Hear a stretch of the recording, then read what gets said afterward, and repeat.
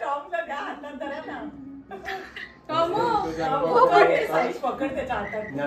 अच्छे से पकड़, मेरे पास नहीं आना चाहिए बस. आई घाबरेल मी. काढलं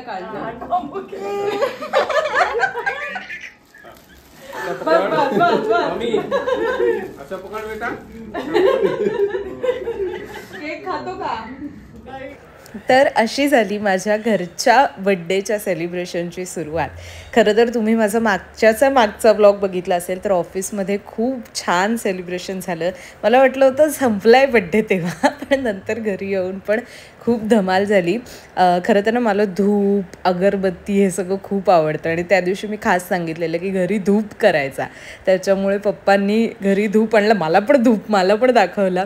आणि मग मी तशाच अवतारात, कारण मला वाटलेलं नाही आहे आता काही, त्याच्यामुळे मी तशाच अवतारामध्ये तयार झाले, बसले. माझी मैत्रीण साक्षी आली होती घरी आणि नेहा जी आमची आणखीन एक खास मैत्रीण आहे, ती आता सध्या हैदराबादला असल्यामुळे आम्ही तिला मग व्हिडिओ कॉलवरून कनेक्ट केलं होतं. मग मम्मी आजी, खरं तर मी म्हटलं तसं कोणालाच आमचं असं झालेलं की चला बड्डे करायचा, केक कापायचा आणि सुरू. तर म्हणून सगळे साधे घरच्या कपड्यांमध्येच होते आणि ह्यांनी घरच्यांनी पण काय काय गिफ्ट दिलं मी सांगतेच तुम्हाला. पण मग सगळ्यात आधी पप्पांनी आणि साक्षीने केक आणला होता. मग सगळ्यांनी औक्षण केलं वगैरे वगैरे. आमच्या घरी दरवर्षी या पद्धतीने होतंच. म्हणजे तुम्ही माझा मागच्या बड्डेचा व्लॉग किंवा शॉर्ट जरी बघितला असेल तरी त्यातही तुम्हाला दिसेल.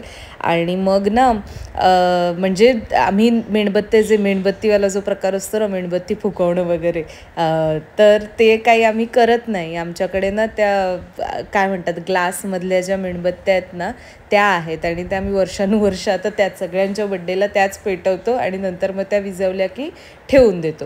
बरं, ही माझी आजी, तिला पण सुरुवातीला आम्ही सांगितलेलं की अरे आहे त्या घरच्या कपड्यांमध्येच चल, पण नंतर तिने म्हणजे नाही तू एवढा व्हिडिओ वगैरे करणार, तर मग तिने साडी वगैरे नेसून तयार झाली होती. कशी दिसते आमची आजी मला सांगा हा कमेंटमध्ये. आणि हे माझे पप्पांनी पण मला ओवाळलं. आमच्या घरी म्हणजे सगळे ज्यांचा वाढदिवस असतो त्या व्यक्तीला बाकी घरातले सगळे ओवाळतात.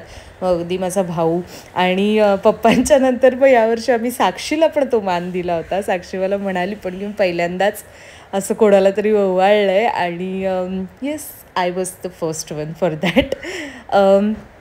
गिफ्ट्स तुम्हाला सांगायचे आहेत मला. तर पप्पांनी अर्थात केक आणला होता, मम्मीने आमच्या जेवण वगैरे बनवलं होतं आणि सगळ्यात मम्मीचं गिफ्ट म्हणजे माझ्यापेक्षा ते मैत्रिणींनाच जास्त होतं. ते चिकन वडे बनवलेले ते बघितलं नसेल तर बघा बरं मागचं ऑफिस सेलिब्रेशनचा व्लॉग जाऊन. साक्षीने केक आणला होता आणि त्याच्यानंतर आजीने पण मला मोठा चेक दिला आणि माझ्या भावाचं गिफ्ट मला सगळ्यात खास इथे नमूद करायचं ते मी जोडलेलं पण आहे पुढे. साईशला लहानपणापासून म्हणजे ना असं काही ना काहीतरी इकडचं तिकडचं यमक जुळवून लिहिण्याची सवय आहे आणि त्याने तेच तसंच करत एक कविता बनवली आहे. तो खरं तर 2 महिन्यांपासून ती लिहित होता. जेव्हा त्याने पहिलं वाक्य वगैरे लिहिलेलं ना तेव्हा त्याने मेन्शन पण केलेलं की हां मी ना असं करणार. मग मला वाटलं काय विसरला असेल, पण मग नंतर त्याने खरोखरच ती कविता पूर्ण लिहिली आणि ती तो आता सादर करणार. त्याच्या आधी केक कटिंग बघा आणि मग कविता ऐका. Happy birthday to you, may God bless you, happy birthday.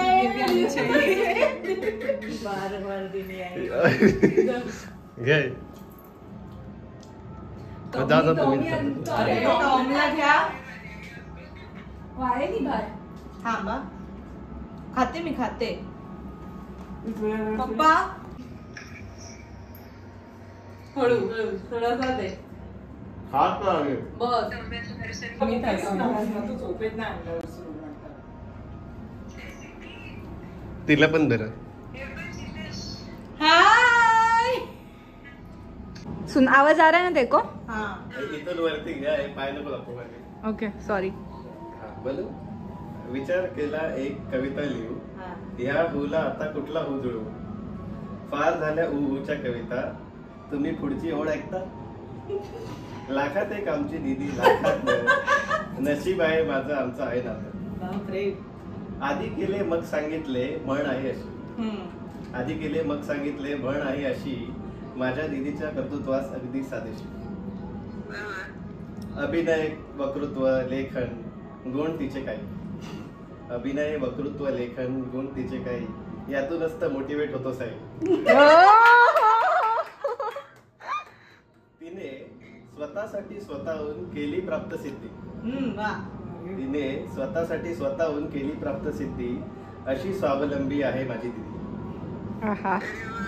हसरं खेळतं आमचं नातं, असेच आम्ही ठेवू. या ऊला आता कोणता उजळू.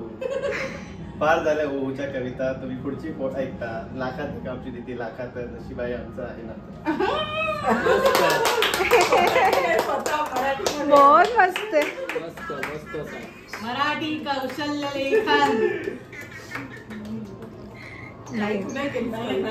So yes, this is it. कशी वाटली आमच्या सायुषची कविता मला नक्की कमेंटमध्ये सांगा. थोडीशी अतिशयोक्ती आहे पण तर काय म्हणणार. I am so blessed to have such talented and very loving people in my life. हे काही फोटोज आणि नेक्स्ट व्हिडिओ येईपर्यंत चॅनलला सबस्क्राईब नक्की करा. Bye bye.